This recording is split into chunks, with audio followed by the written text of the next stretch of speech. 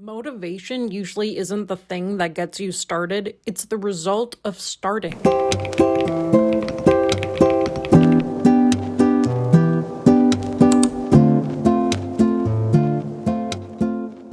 Feeling unmotivated to draw is such a strange experience, especially when art is something you actually enjoy. It's not like you suddenly stopped liking it. It's more like there's this invisible wall between you and starting. You think about drawing all day, maybe even get little sparks of ideas, but when it comes time to actually sit down and open your iPad, it just feels heavy, like it requires more energy than it should. And then the longer you avoid it, the bigger that wall seems to get, until even the simplest sketch starts to feel intimidating. A lot of that comes from the pressure we quietly put on ourselves. Somewhere along the way, drawing stops being something playful and starts feeling like something that has to be worth it. Like every time you sit down, you should be improving, or creating something good, or making progress. And when you don't feel capable of that, when your brain feels tired or distracted, avoiding drawing starts to feel easier than facing the possibility of making something you don't like. So you scroll instead, or tell yourself you'll start later, or wait for motivation to come back, even though it rarely shows up on its own. Motivation usually isn't the thing that gets you started, it's the result of starting. But when you're stuck in that avoidance loop, it's hard to remember that. Your brain is trying to protect you from discomfort, from frustration, from that awkward, this looks bad right now phase that every drawing goes through. I recently sent my email list my sketch of hand drawings because hands are one of the most difficult things to draw. It's so easy to look at your own drawing and think, wow, this is terrible. I should just stop drawing right now. I am not even good at this. And the tricky part is how convincing that voice can be. It even sounds practical. It says, you're too tired today, or you should just wait until you have a better idea, or you don't have enough time to do this properly. It frames avoidance as a smart decision, not a protective reflex.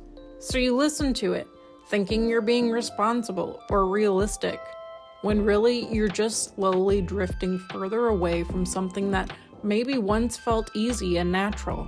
The longer that pattern continues, the more pressure builds around drawing itself. It stops being a simple everyday thing and starts to feel like this big loaded activity that requires the right attitude, the right energy, the right circumstances. And because those perfect conditions rarely show up, you end up waiting longer and longer to begin. Not because you don't care, but because you care so much that the idea of doing it imperfectly feels uncomfortable. So it convinces you not to begin at all.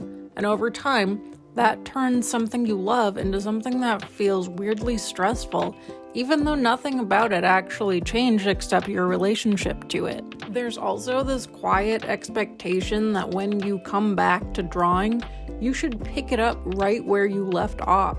Same skill levels, same confidence, same flow, but that's not really how it works. Creativity needs momentum, and momentum fades when we step away.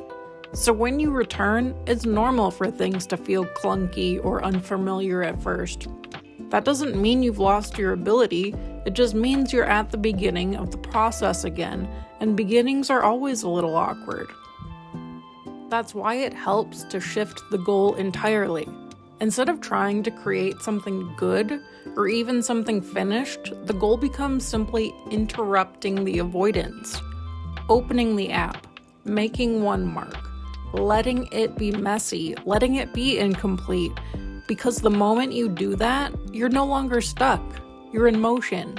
And even if it doesn't feel amazing right away, you've already done the hardest part, you started.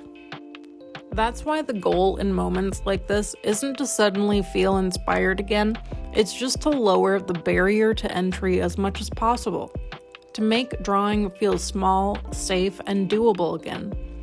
Not a full finished piece, not a big idea, not something worth posting, just a few lines, a messy sketch, something you can walk away from without overthinking, because once you're in motion, even just a little, that resistance starts to soften, and slowly, drawing becomes something you return to, not because you forced yourself to, but because it starts to feel like yours again. One of the easiest ways to lower the barrier to starting is to stop expecting yourself to come up with something original right away. Instead, open Pinterest or a saved inspiration folder and just scroll with intention. Look for colors you like, poses, outfits, lighting. You don't need a full idea, just one spark. Then base your drawing on that. Think of it more like borrowing momentum until your own ideas start to kick in.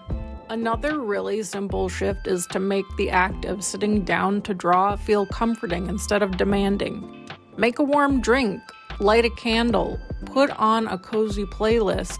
You're not just doing art, you're creating a small environment your brain actually wants to be in.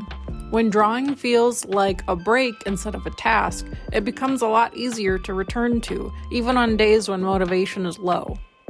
If it starts to feel overwhelming, make the goal almost insanely small. Open your canvas and tell yourself you're just going to draw one shape, a circle, a blob, a line. That's it. Most of the time, once you've made that first mark, continuing feels more natural. But even if you stop there, you still broke the avoidance pattern, and that matters more than finishing anything. You can also remove pressure by giving yourself a constraint. Use only one brush, limit your color palette, set a short timer. Constraints take away the endless decisions that can make starting feel exhausting. Instead of asking, what should I draw and how should it look, you're just responding within a smaller, simpler box, which is often where creativity actually starts to flow again. Another helpful trick is to revisit something familiar. Redraw an old piece. Sketch the same subject you always default to, or recreate a style you've done before. There's comfort in repetition, especially when you're feeling disconnected. You don't always need novelty. Sometimes you just need something that feels easy enough to ease you back in. Separate practice from performance. Not every drawing needs to be something you share or post. In fact, having a space where nothing is expected of the outcome can really make a huge difference. When your sketchbook or canvas feels private and low stakes, you're more likely to show up honestly without overthinking every line. If your brain feels especially resistant, try pairing drawing with something passive you enjoy. Put on a YouTube video, a podcast, or a comfort show in the background. This gives your mind something to hold on to while your hands move, which can make the act of drawing feel less intense and more automatic. Shift your focus away from the final result and onto the physical process. Pay attention to the feeling of the brush, the movement of your hand, the way the colors blend together. Treat it almost like a sensory activity. This can help quiet the part of your brain that's constantly evaluating whether what you're making is good enough. You can also give yourself permission to quit early. Tell yourself up front you only have to draw for 10 or 15 minutes, and then you're allowed to stop without any guilt. Ironically, this often makes you want to keep going, but even if you don't, you've still built the habit of showing up, which is the part that really counts. Think of motivation as something you build, not something you wait for.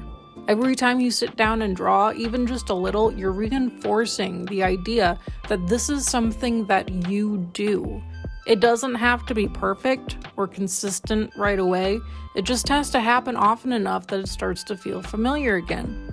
And from there, motivation tends to follow. Thank you so much for watching, and I'll see you in the next video.